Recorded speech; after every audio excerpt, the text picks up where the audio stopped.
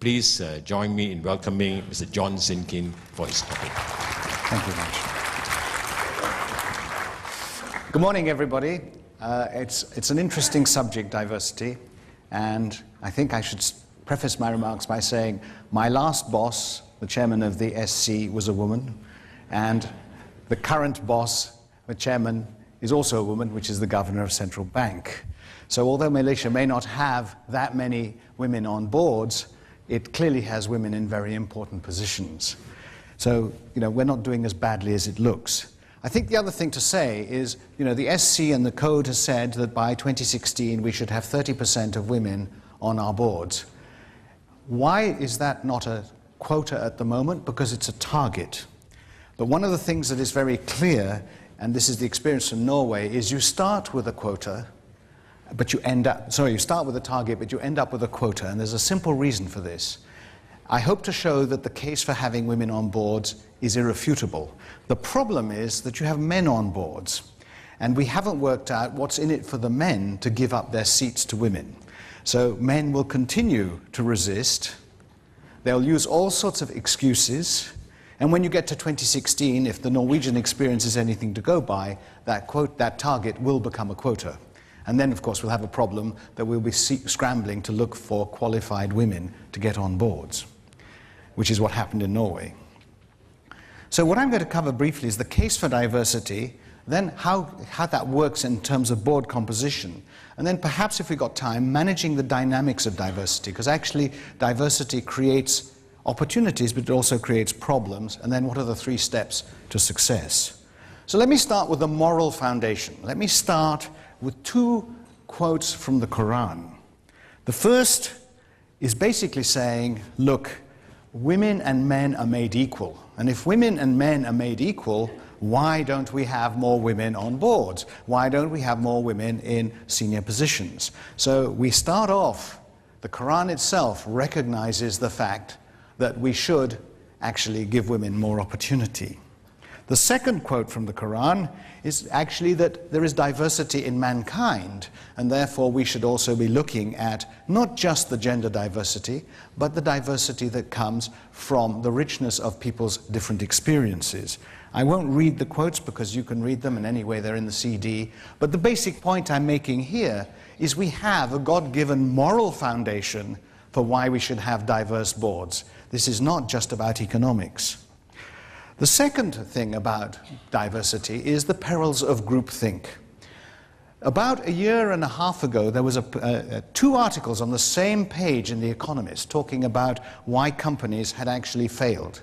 One was about Toyota, and it said the problem for Toyota was that actually the board of Toyota was made of men, all executive directors. There was not a single non-executive, and they were all automotive engineers.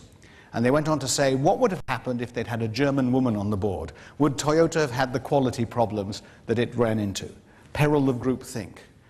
The very next article said, why had financial services done so badly? And they said, well, because they had such diverse boards that the people on the board didn't actually know what the business was. So you've got a problem here, haven't you? Diversity leads to chaos and incompetence versus lack of diversity leads to groupthink. But the perils of groupthink are actually very real. Perhaps I'd better try and use this one because this doesn't say, okay. Aren't we great and wrong? This is a piece of research, and I'd just like to focus on the blue bit. If the new member came from a different fraternity or sorority, the group performed objectively better than the totally homogeneous groups, 75% versus 54%. So that's the wisdom of crowds. When people come from diverse experiences, from diverse backgrounds, they actually, when they're in discussion and debate, they make more sense. They knock out the nonsense. The problem is if they all come from the same group, actually they don't, they just reinforce each other's thinking. So the point was, the facts were the diverse group performed better, 75% versus 54%. But the homogeneous group thought that they were a better group. They had more confidence, they had consensus, and they had effective interaction. They may have had all of those things, but they came to the wrong conclusions, which is the Toyota problem. If I go on to the next slide, this comes from Norway. This comes from the minister who, as Tansri pointed out, promoted the agenda first. And he said, look, this is not about ethics, it's not about morality, it's about shareholders' rights. Because what does he say? He says too many boards have 7, 9, 11 people who are made in the same factory, very often with the same education, very often in the same year. They go sailing, boar hunting and fishing together. That's Norway. They don't go golfing into Chinese nightclubs. They dine in the same restaurant rather than Chinese nightclubs. They are very alike. Now, what he's trying to say is this is a problem because the whole networking and social interaction here is very male. Where are the women who go boar hunting and salmon fishing? Or if you think about Chinese nightclubs, again, women don't go to Chinese nightclubs. So you have a networking problem when you get a woman on the board. She doesn't interact in the same community as men. However, the point that he was making is it's important that people think their own different thoughts and get to say what is needed, not what is wanted. And that's the peril of groupthink. So I've given you some religious or moral basis and some dynamics in the room. Let's now look at the economic case. And the economic case is actually rather strong. Companies with gender balance at the top do better. You get better return on equity. Companies with at least 25% women in their senior leadership team make 35% higher ROE than the stock exchange on average. So better ROE. Rankings. Companies with at least 25% women in senior leadership team are consistently in the top quartile of their peer group. That's from McKinsey. Innovation and effectiveness. Teams that are exactly 50-50 male-female achieve substantially higher results in terms of both innovation and effectiveness. That's the London Business School. And finally, earnings. From 2000 to 2009, women-managed hedge funds earned an average of 9%, while a composite hedge fund research index averaged only 6%. During the downturn of 2008, while the hedge fund composite dropped 19%, managed by women, hedge funds, that's actually funds behind the logo, managed by women declined on average by less than 10. So women are better, right? Now, why are women better? There are a couple of reasons. The first reason is they aren't full of testosterone, right? Testosterone makes men take big risks. And they get it wrong. So that's the first thing. The second thing, all the research says that women come to board meetings having read their papers. Having read their papers in detail. Now, all of you know that, men say the problem with women is women have a little picture mentality. Whereas men look at the big picture. Actually, it's unfair to women. They have the big picture mentality as well. But they do get into the detail.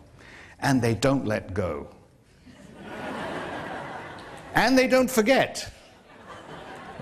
All men in the room, remember your wife? I'm married to a wonderful Malaysian lady, and my God, she doesn't let go and she doesn't forget. So, this is the advantage of women. The other thing that women do better than men, and this is biological, the way the brain works, is that women are actually able to hold two conflicting opinions in their heads at the same time.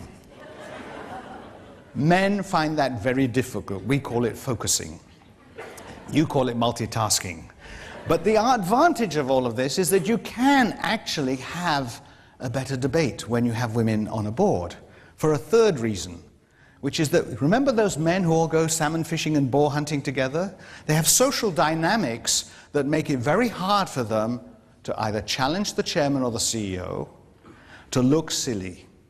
Women have no such inhibition. Women on boards, and this is why they are more effective, have no problem saying, I don't understand. And have no problem saying, I still don't understand. And have no problem saying, I'm really sorry, I still really don't get what you're saying. At which point you know the guy who's talking to you is talking nonsense.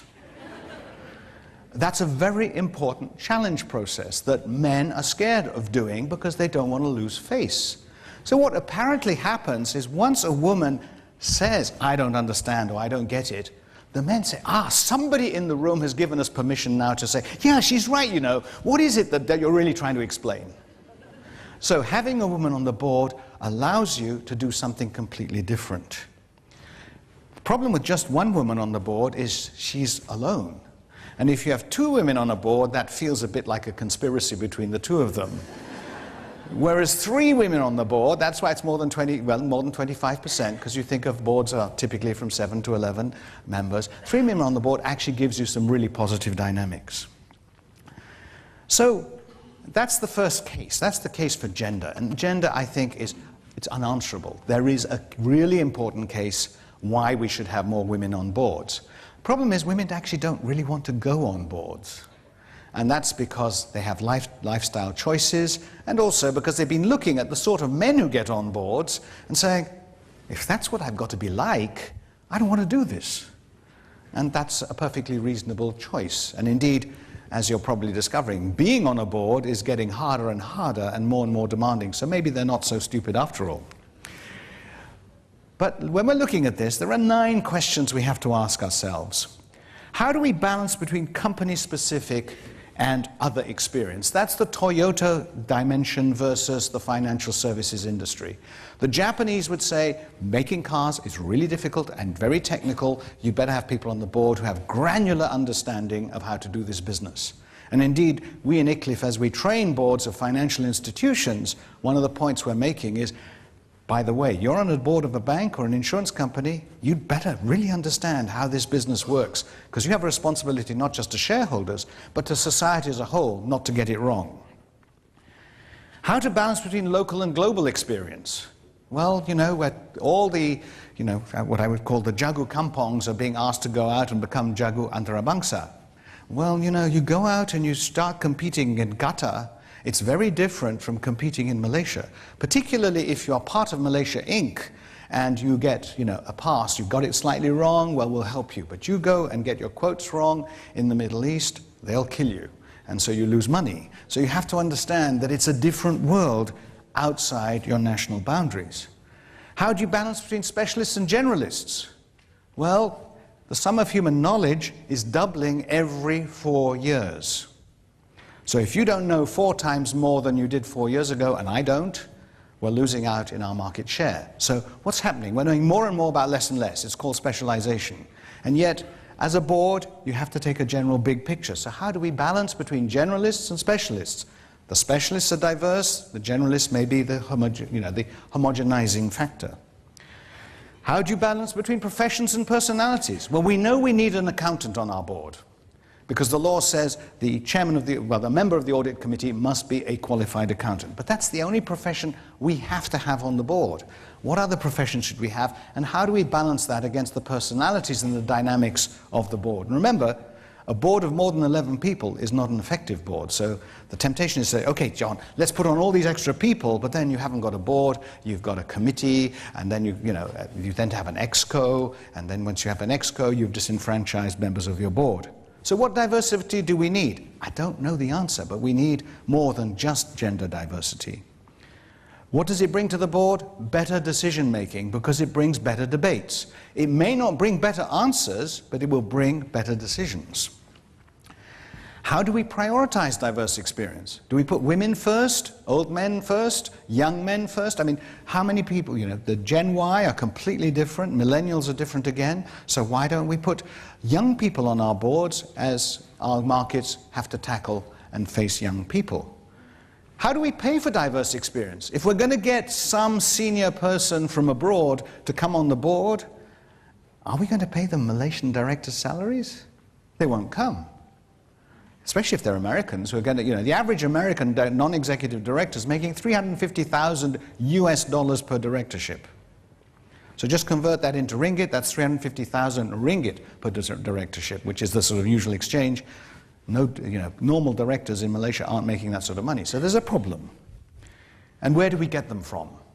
So that's the other question. So do we get them from, do we worry about their educational background? Do we worry about their business experience? Do we want functions, HR, finance, marketing? Or do we want technical skills? Particularly if you're in banking, people who understand structured products, who understand how to value assets, who understand risk management.